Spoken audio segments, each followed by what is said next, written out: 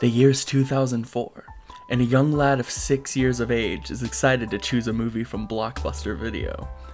The movie turns out to be an above-average animated children's film with a lovable cast of Pleistocene animals and an ugly cute human baby. It's Ice Age, if you didn't get the reference. Not that I really knew how to distinguish between the good movies and the bad movies at that age. Despite the comedic tone and heartwarming message of the movie, there's one moment that catches my attention and really sticks with me even after I finish watching it. After getting trapped in an icy cave, Sid the Sloth gets separated from the rest of his found family and comes face to face with a frightening fish frozen in the ice walls.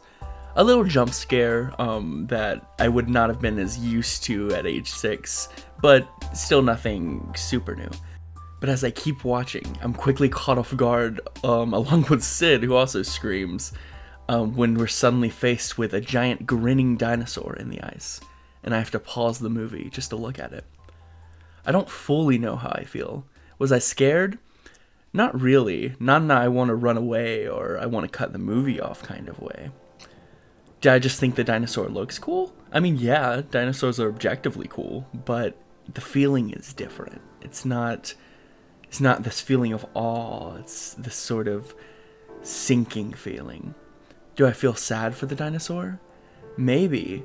I mean, the feeling is kind of similar to being sad. But I'm also focusing on the eyes of the dinosaur that look like they're still alive, even though I know it's not. I feel a suspended feeling in my stomach at the thought the dinosaur might break free. But Sid's short journey continues after I unpause, and he sees various states of his own ancestral evolution. But I don't think of that immediately, because I didn't know what that was. I was just 6 years old. And so instead I see creatures that gradually seem to form into Sid, each distinct but frozen while Sid still lives. Were they a part of him? Were they his family? I didn't know. So he finally reunites with Manny the Mammoth and the others, and I feel like maybe the scene's finally over and it's just a weird little moment. But then there's one last image where Sid turns the side and he sees a huge flying saucer that no one else seems to pay attention to, except the baby a little bit. And I'm just stuck with that image and thinking about it, even as the rest of the movie goes along. I mean, that wasn't the climax. They have the fight with a bunch of saber-toothed cats. They return the baby to the humans, but that's the moment that I think of. That's what sticks with me as the central feeling of Ice Age, the movie, as an art, not the plot, but that scene. The year's now 2011, and 8th grade has started going into full swing, and I feel overwhelmed by the amount of homework and essays that I have relative to any of the other years in school. But I'm starting to enjoy literary analysis for the first time in my life. I feel like it's really clicked. I've always liked reading, but this is the first time where I've actually enjoyed seeing what books were assigned and what we read next in class. And I know that makes me a nerd. I was fully aware at the time and definitely now of that fact, but not to over exaggerate, but it's like I felt attached to the wider world of literature and, I mean, humanity to some extent. I was finally learning what my English teachers had been talking about. And it was nice to find in school instead of just the drudgery that you'd expect. And all of this started with the classics we were assigned. We read The Odyssey, we read Lord of the Flies, we read Fahrenheit 451 and Animal Farm, and a couple of others. I forget if we read To Kill a Mockingbird in 8th grade or 9th grade. But we'd primarily do our analyses by the teacher would give us a paragraph or a page maybe, and we'd investigate line by line and see what devices are being used, like rhetorical devices, if they're a metaphor. We'd try to figure out the themes, and that was important. But what I was more interested in was when we talk about the history and the circumstances surrounding the authors that wrote these classics, for context, and sometimes it would be more sort of a lecture from the teacher, and sometimes we'd look it up ourselves on our own time. And in particular, I remember reading Animal Farm, and we might have gone about halfway through the book, and I was somewhat getting the gist of the themes, but it seemed more like a narrative to me. Like in discussions of Animal Farm now, you can't separate it from its status as a satire or as an allegory.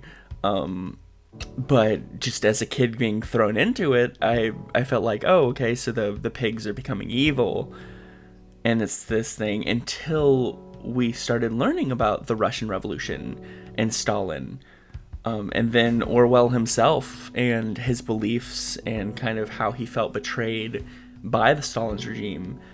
And suddenly it clicked, and that was very exciting to learn about. And I remember thinking that I couldn't have enjoyed these classics without this class. Like, for the first time in my life, like, I felt if we were assigned a book in class, that having the book as an assignment made it worse, and to some extent it kind of did with the way the curriculum went. But now I felt like that I needed this guided background knowledge. I needed these assignments to actually help me enjoy books, and it was a very interesting dynamic, and even changed the way that I read and interpreted novels outside of school. The year is now 2017, and I'm shaken up trying to adjust to life in college, and I don't help my case by taking a third-level postmodern English class, despite being a STEM major in my first semester. Every class was a student-led discussion on whatever piece of literature, poetry, or artwork that we were presented with, and our professor would constantly cut in with questions like, well, why do you think that? What do you think about this? Do you agree with this interpretation?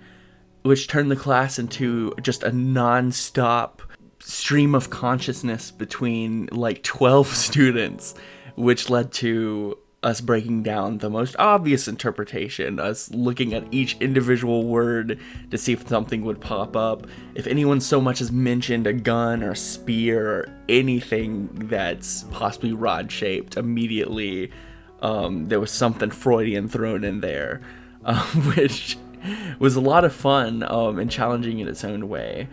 But then we were assigned an infamous book called House of Leaves, and my fellow nerds who have read the book or know anything about ergodic literature will know that this is because the format of the book is very weird. The words will flip upside down, they'll form windows, they'll disappear and be censored, but also because the reading experience is about choices. Because you kind of choose how you read. Do you ignore some of the rambling parts? Do you read it all? Do you go straight through? Should you ignore the footnotes? Should you read every footnote when they're mentioned? Do you touch the appendices as you're reading? Do you read it all at the end? Yeah, it's a very weird book. And I read it all in one day, starting in the morning, and then finishing it at 4 a.m., which gave me a sort of existential crisis that probably never ended. But anyway, now you're probably asking if anybody's still watching the video, or watched it in the first place. So what? What do these three anecdotes have to do with each other than me? And if you haven't guessed from the video's title, then they reflect different views on the death of the author argument. If you go back to the Ice Age, you could argue that the scene was built upon using little jump scares, but it wasn't really meant to be scary. Like the music is kind of whimsical, fluty. The evolutionary line is clearly a reference. The dinosaur thing's kind of a joke. The UFO is definitely supposed to be a joke. I mean, it's accompanied by like your generic Doctor Who-ish X-Files sci-fi noise, and then the baby responds by doing the live long and prosper gesture. Like I bet in like very early in the process that an animator and artist just really wanted to do this visual gag, and then it made it into the movie. But that had nothing to do, or my experience with the scene had nothing to do with what they chose for it. Like, I was watching from a place of ignorance, of rapt attention that they might not have expected. I didn't understand the Star Trek reference. I didn't have like a backing of sci-fi and whatnot, which gave me this sense of what I have to describe as cosmic horror more vividly than anything Lovecraft has ever evoked from me, or anything based on Lovecraft's work. Even to the point of that, I don't think it's a real dinosaur. I looked it up on the Ice Age wiki, and it's not listed what species it is. And I was trying to look up if any carnivores had spike plates, because it looks very much like Stegosaurus plates. But as far as I know, carnivores didn't really have that, so maybe it's like a stylized Spinosaurus. It doesn't matter. But the point is that I had this deep experience, like a unique experience in my life, that had nothing to do with authorial intent. And then on the other hand, in the second example, I would have had gained nothing from Animal Farm and possibly a lot of the other classics if I hadn't have known exactly what it was referencing, exactly what the author was thinking. And especially with the themes and the way that Orwell writes his own ideas so explicitly in his works, with his obsession with language and its uses in propaganda and politics, and his left-leaning politics themselves provided a critique of Stalin that the right wing couldn't. The right wing would just say, oh, well, communism's bad, that, oh, he's doing this like it's inevitable of communism. Well, Orwell says, no, this was a corruption. Like, this was a deliberate evil that occurred. And with that, okay, wow, I created an argument for the death of the author, and I created an argument in favor of the author against death of the author, and then now I can use example 3 to bring it all together into a synthesis, and I can end the video now. But I'm not going to do that. We're dead! We are dead! All gonna die! So far, I've just been using examples, and one specifically from my own experience, because this is my video, and I'm a narcissist. But being serious, I was using my own emotional experiences with art as a way to manifest how we as the viewers confront art, the generalized viewer. So in this model of looking at things, authorial intent is basically this author, I don't know, a god figure if you want to be dramatic, being a thinking being, a person, and they craft their emotions and skills and ideas into a form that's recognizable, being art. And then we, as viewers, the second part of this process, witness art and experience our own emotions and interpretations as like a gift from God. And this idea is what is refuted by Roland Barthes. Yeah, what she said. So as far as we know, Barthes coined the term death of the author in his essay of the same name, and claims that the act of writing destroys every voice. That is the voice of the author. Basically, that art exists in this system containing every other piece of art and literature and experiences that have already been made, that everything that we produce is in some way formed elsewhere. It comes from outside of us so the voice of the author does not matter. And this is where the postmodern idea comes from. And I think postmodern writing, like ergodic literature, like with House of Leaves, and video games and things like that really hammer this point home, and that we, as the viewer, as the partaker of art, are actively overwriting what the author's trying to say with our own experience. What's more important is what we're doing to the art. And Barthes was saying before these things were produced as the progenitor that had already happened. The author's voice had been drowned out, and historically already was drowned out. And what was more important is what the art says on its own. So, is that it? It seems like the idea of death of the author then kind of works as a prevailing idea, because the only counter argument that I gave, at least, was that the facts surrounding the life of the author and what they say can provide some additional context, which you could kind of argue is intertextuality, especially in the information age. That's information we can look up. Like, if you have a favorite book, you can look up the author and you can type in summary of their life, and that's what happens,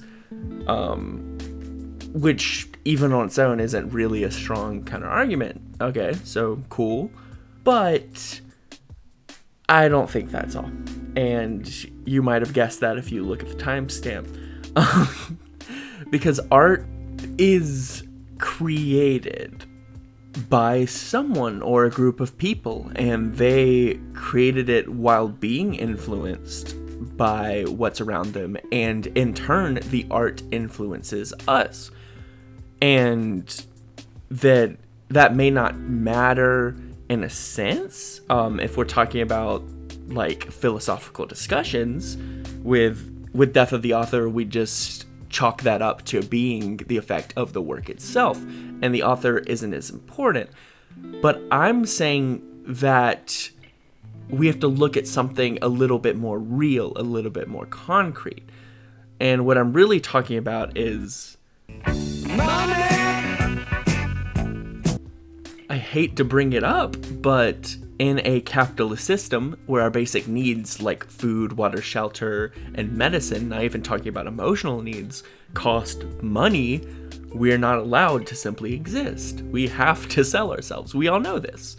In the traditional sense, this obviously means that we'd sell our time, health, and skills working a job most of the time. But in our specific modern techno-dystopia, this somehow becomes even more literal, in the sense of that it's an attention economy, where more of us, especially younger people, are encouraged to treat their lives and their art as currency. We see like having fun with our friends as having a certain value, but someone else who has fun with their friends but then filmed it and gained ad revenue from it is seen as having wasted less of their time or having gained more from that. And so we feel this hollowness from where there was meaning before.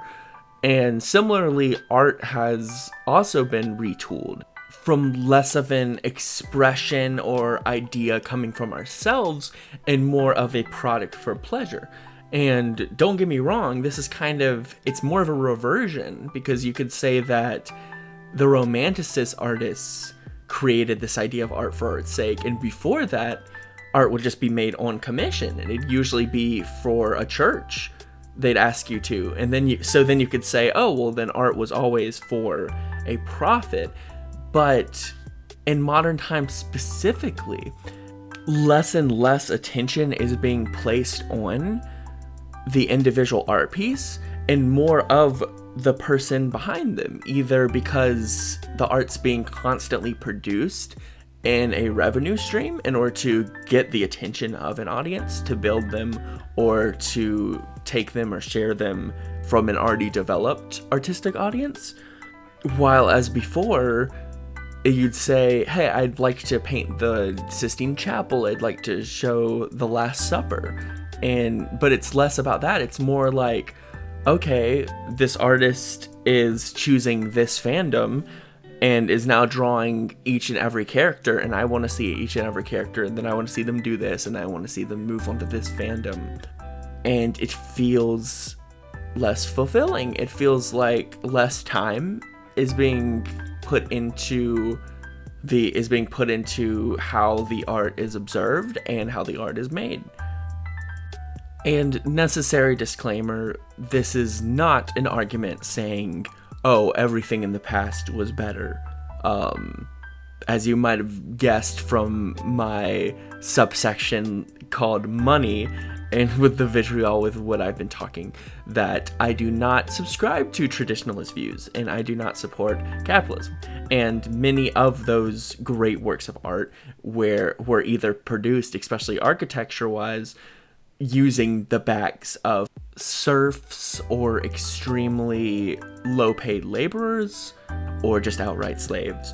And then the individual artists were sponsored, they had patrons, so they had their means. And there are people today making these masterworks. They're employing their skills to create that house or that building they want, to do these amazing styles of paintings using digital art and new means. But there are so many people and there are so many artists constantly creating, trying to create things, and they are so disadvantaged compared to corporations, conglomerates, any older artists. It becomes exponentially harder in a way to make your voice heard as the years go by, and you have these people who are still alive and they've been doing work for years and they already have these audiences, and not to mention, like I said, trying to make a movie on your own is almost impossible compared to going to a movie studio or making a video game. Way harder than having the studio dictate it or just anything. So I'm not trying to create pessimism out of nothing or just to stoke outrage about the modern era. It's more to highlight what the problem is, and I want to be specific about that. To be completely frank, what I'm saying is that you can say that the author's dead as much as you want, but someone is pocketing that paycheck, which is why I think it is necessary to look at authorial intent.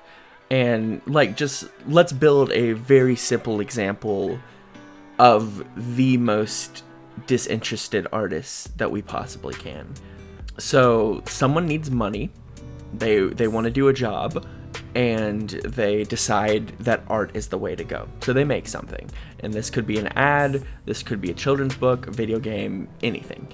And the author's purpose was just to make money, so that shouldn't have an effect on the meaning, right?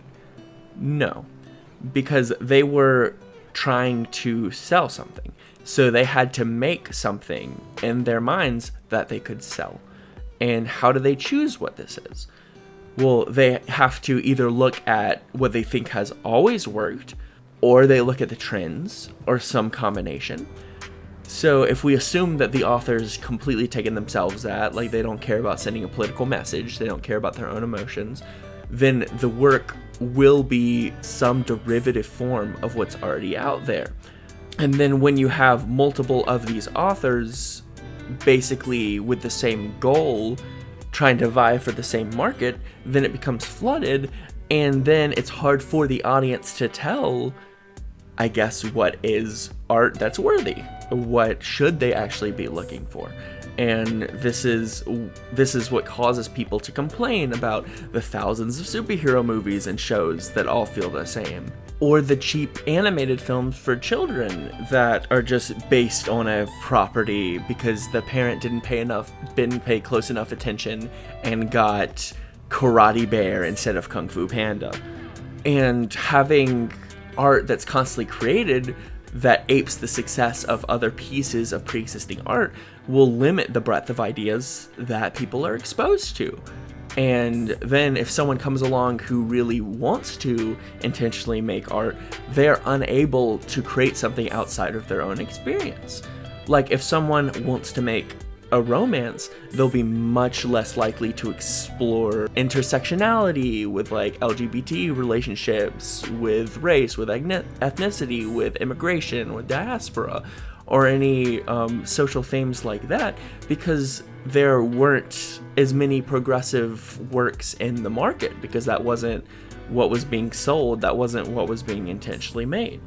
Okay, but we know that this was an intentional straw man argument, because if someone is making art, no matter how much they have to sell their souls to a company or whatever, then they have some sort of passion. They have some idea that they've always wanted to do, and that might leak into what they make. Or they might be lucky enough or be privileged enough to just right off the bat be able to create something that specifically conveys what they want to say. If that's specifically political, or just something that they're feeling or that they want to tell people about. And just like any human expression, this could be more or less based in facts or their feelings or their biases. I mean, on one hand, you could have a meaningful piece of art, like Everything Everywhere All at Once, where it was created with an idea in mind and touched on people's specific experiences with generational trauma, with parental obligations, with immigration, and many other things. But on the other hand, the internal bigotry of an author and any biases they have will be reflected in the art that they make. I mean, it's very well known that the work of H.P. Lovecraft is intertwined with his racist fears and ideologies, and any savvy reader is forced to confront his racism if they decide to read his works.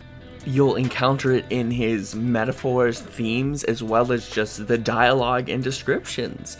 And it can be very uncomfortable or unsettling unless you go in there for a very specific purpose. And this could have been avoided if you didn't just treat this as a separate piece of art and instead knew about the author who was the progenitor of this art and is where the idea stemmed from. But it still isn't so cut and dry. I mean, one of my favorite movies is The Lion King, the original animated version. I'm not even going to touch the remake. Because it's a great movie. It has great art. I don't think the creators meant any harm. But if I were to dryly and academically read it, it's monarchist propaganda for divine right. And no, I don't think that... I was going to say anybody, but I try not to use words like anybody, everybody, something like that, because there's always going to be one guy, you know? But I'll say that a very insignificant amount of people would look at this and say, oh boy, this supports monarchy, so I should jump on that train. And if anything, The Lion King has made many more furries than monarchists. But you do deprive yourself of human works if you don't tackle problems, or if a problem immediately turns you off to something, because everyone is flawed, and flawed stories can be great for one reason or another. Even it could be purposeful, like Lolita, or it could be a product of its time, like a myth or something like that. But we can't forget that money is real. I mean, some people, especially in America, they substitute buying or not buying something as a statement or social activism than what it actually is. But money does buy things, and enough money can literally buy elections, lobbying efforts. Like, come on, we live in a pretty bleak society. Like, if I went out right now to the store and I bought Ender's Game, or, like, I don't know, an Ender action figure, then I know for a fact that I'll be paying some amount of my money to someone with known homophobic beliefs in conservative politics who could easily use their wealth that I supported to then support homophobia and conservative politics. And if you continually support art regardless of the beliefs of the author, whether or not it concretely appears in the work, then you will inevitably be paying towards something you don't wish for. It could be towards sexual harassment in the office. It could be towards keeping the minimum wage below a livable income. And it's just something that you should keep in mind. And you should also keep in mind where the money is actually going. Because I've heard the argument about Hogwarts Legacy. I'm not going to scream at you that you're the worst person ever if you buy a Hogwarts Legacy, but you can't act like that it just supports the creative team, because it's not. The money is going to J.K. Rowling, and which in turn supports her views and political actions, and the higher ups at Warner Bros., which supports their terrible business practices and actions. And I know, I love art too. I love music, I love movies, I love video games, and you'd be ridiculously hard-pressed to find something that is completely free of sin, that hasn't been touched by corporation, that doesn't have a sleazy actor, that doesn't have a sleazy director, that doesn't have someone on the creative team like that. But you'd hope it's possible, and we have to hope that there are better steps. And it's just something to think about, and it's just something that I'd like people to think about. Because learned helplessness is lame. So long story short, I think that the death of the author framework was absolutely important for focusing on the ideas and themes of art, and to tackle the institutions and absolute truths that we supposedly took for granted. But when art's a transaction, we have to keep the authors in mind. We're not free from responsibility because of that. And on one final note that I feel like I have to touch but I don't want to, is when artistic authorship is or is not valid, which is to say,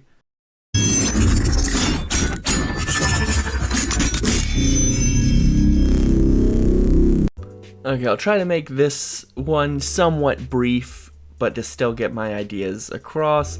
As you might have guessed from the ways I talk about and the ways I define art, I don't like AI art, and I also don't really consider AI art to be art the way that it is now. I don't want to look at some theoretical techno-futurist, fully sentient AI creating art on its own, because that's not where we are, and that's not what we're talking about. And this also includes using any AI program to imitate voices, video, someone's appearance, and animations, and not just visual art. But I've mostly seen this in relation to visual art because of my circles and just in general, so that's mostly what my critique deals with. And in particular, I've heard two common arguments for AI art.